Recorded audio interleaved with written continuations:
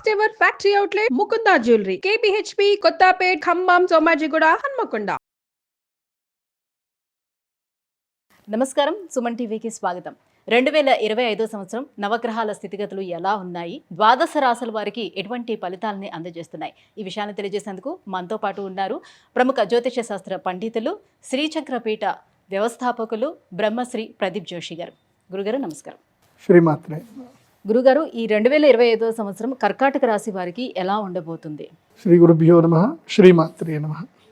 కర్కాటకం అంటే పీత, 4 కాళ్ళు అటు 4 కాళ్ళు ఇటు, ఎటు వెళ్ళిపోతుందో పాపం దానికి తెలియదు, భయపడుతూనే ఉంటుంది. అండ్ కోరి కష్టాలు తెచ్చుకునేటోళ్ళలో కర్కాటక రాశి వాళ్ళు ఫస్ట్ ఉంటారు. దానిలో పుష్యమి నక్షత్రం వీళ్ళు కోరి కష్టాలు తెచ్చుకుంటారు. మీరు అపరిచితుడి సినిమా చూసారా? దాంట్లో రూల్స్ రామానుజం ఎవరు తెలుసా? ఈ నక్షత్రం వాళ్ళు, పుష్యమి నక్షత్రం. వీళ్ళని రూల్స్ రామానుజం అని చెప్పొచ్చు. సో వీళ్ళు భయంకరంగా మంచివాళ్ళు అనమాట, చాలా మంచివాళ్ళు, భయంకరమైన మంచివాళ్ళు. అతి మంచితనంతో కష్టాలు తెచ్చుకుంటారు అనమాట.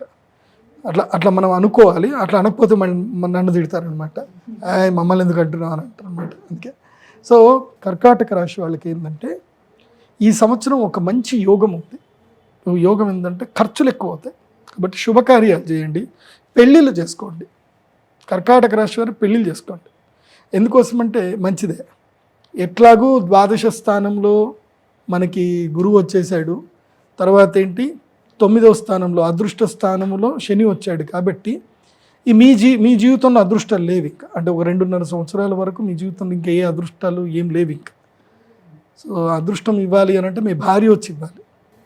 కాబట్టి మీ భార్య లేదా మీ భర్త ఇవ్వాలి. కాబట్టి పెళ్లి చేసేసుకోండి. ఈ 2.5 సంవత్సరాల్లో కింద మీద అనుకుంటారు, ఏదో చేస్తారు, తర్వాత అడ్జస్ట్మెంట్ అయిపోతే 2.5 సంవత్సరాల తర్వాత అదృష్టం వస్తుంది. కాబట్టి ఒక 2 ఏళ్ల వరకు ఏముంది, పెళ్లి చేసుకోండి. తిన్నామా, పడుకున్నామా, తెల్లారిందా, ఏదైనా టూర్లు పోయొచ్చామా, ఉన్న డబ్బులన్నీ ఖర్చు చేసామా, ఇంతే. సో ఆయుష్కరం. నేను కర్కాటక రాశి వారికి ఏం చెప్తాను అంటే లైఫ్ని ఎంజాయ్ చేయండి. ఇప్పుడంతా ఖర్చులు ఎక్కువ అవుతుంది, పెళ్ళిళ్ళు చేసుకోండి, పెళ్ళిళ్ళు చేయండి. తర్వాత వీలైతే తప్పకుండా హౌసింగ్ లోన్ తీసుకోండి, అప్పుల పాలు అవ్వాల్సిందే. మీరు అప్పుల పాలు అవ్వలేదంటే ఇంకో దగ్గర నుంచి డబ్బులు లాక్కుపోతారు. కాబట్టి హౌసింగ్ లోన్స్ తీసుకోండి. అంటే గురువు వ్యయస్థానంలో ఉండడం వల్ల ఏం జరుగుతుంది? గురువు ఏం కాదు, భాగ్యశని ఏం చేస్తాడు అంటే భాగ్యమును హరిస్తాడు. సో భాగ్యమును హరిస్తాడు. అది కాకుండా ఏమిటంటే కనుక ఇప్పుడు వీళ్ళకి అష్టమ రాహు రాబోతున్నాడు. అష్టమ రాహు వస్తాడు. అష్టమ రాహు ఏం చేస్తాడు అంటే దెబ్బలు తాకిస్తాడు, సర్జరీస్ జరుగుతాయి, చాలా దారుణం జరుగుతాయి. కాబట్టి మనం అప్పుడప్పుడు ఈ వీడియోలు చూస్తూ ఉంటాం కదా, సడన్గా ఆడుకుంటూ ఉంటే వరదలు వచ్చి ఇట్లా కొట్టుకొని వెళ్ళిపోయి అయ్యయ్యో అలా అని అనుకుంటాం కదా. సో ఆ కేటగిరీలో ఇప్పుడు కర్కాటక రాశి వారు వస్తారు. సో మీకు అష్టమ రాహు రాగానే మీరు ఆ కేటగిరీలోకి వెళ్తారు. కాబట్టి నీళ్ళ దగ్గరికి వెళ్ళకండి. వెహికల్స్ ఏం డ్రైవ్ చేస్తున్నా 70 కన్నా ఎక్కువగా డ్రైవ్ చేయకండి. మ్యాక్సిమం స్పీడ్ 70, కంట్రోల్, బ్రేక్ వేసుకున్నంత కంట్రోల్లోనే స్పీడ్లో వెళ్ళండి. 2 వీలర్స్ అమ్మేసేయండి, అమ్మేసి 4 వీలర్ కొనుక్కోండి. ఎందుకోసం అంటే 2 వీలర్లో చిన్న గతుకొచ్చినా పడిపోయి దెబ్బలు తగ్గించుకుంటాం. కాబట్టి తప్పకుండా కారు కొనుక్కోండి అని చెప్తా. కర్కాటక రాశి వారు ఈ సంవత్సరం ఎట్టి పరిస్థితుల్లో మంచి కారు కొనుక్కోండి, చిన్న దెబ్బలు దాక్కుండా ఉంటాయి. కాబట్టి నేను చెప్తున్నాను కదా, ఆయుష్కరం, ఎంజాయ్ కరం.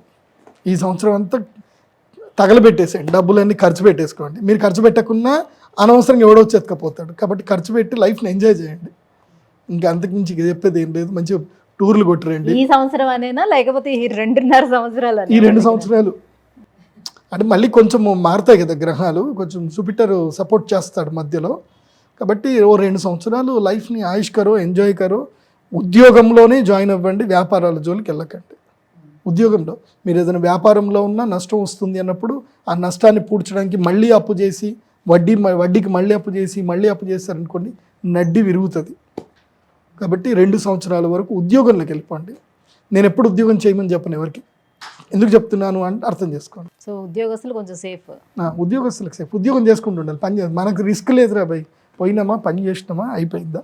మన దగ్గర రైటర్లు ఉంటారు కదా, పొద్దున్నే వస్తారు, టక్ టక్ టక్ పని చేసుకుంటారు, వెళ్ళిపోతారు అంతే. గురుగారు, మరి భాగ్యస్థానంలో ఉన్నటువంటి ఈ శనికి కోసం, అలాగే అష్టమ స్థానానికి వచ్చినటువంటి ఈ రాహువు కోసం ఎటువంటి పరిహారాన్ని పాటించుకుంటే కొంతవరకు బయటపడే అవకాశం ఉంటుంది? ముఖ్యంగా వసంత పంచమి, అక్షయ తృతీయ ఈ 2 రోజుల్లో ఎక్కడ ఎంత పని ఉన్నా వెళ్ళి దైవారాధన చేయాల్సిందే. వసంత పంచమి రోజు నేను రాజశ్యామల యాగం చేస్తున్నా, ఆ రోజు రండి. సో శని నుంచి ప్రొటెక్షన్ వసంత పంచమికి ఇస్తా. ఎందుకోసమంటే వసంత పంచమి కాగానే శని మారతాడు, భాగ్యం మొత్తం తినేస్తాడు. అది పోకుండా రాజశ్యామలాదేవి తర్వాత అక్షయ తృతీయ తర్వాత గురువు మారతాడు. సో ధన నష్టం కాకుండా ఉండాలి అని అంటే గురువు అనుగ్రహం. కాబట్టి అక్షయ తృతీయ మహాలక్ష్మి యాగం, కమలాత్మికాదేవి యాగం ఉంటుంది. ఈ 2 యాగాలు తప్పకుండా అటెండ్ అవ్వండి, మంచి జరుగుతుంది. గురుగారు, ఈ 2025 సంవత్సరం కర్కాటక రాశి వారికి ఎలా ఉండబోతుంది, ఎటువంటి పరిహారాలని పాటించుకుంటే ఇంకా బాగుంటుంది, ఈ విషయాన్ని తెలియజేసినందుకు ధన్యవాదాలండి. శ్రీమాత్రే.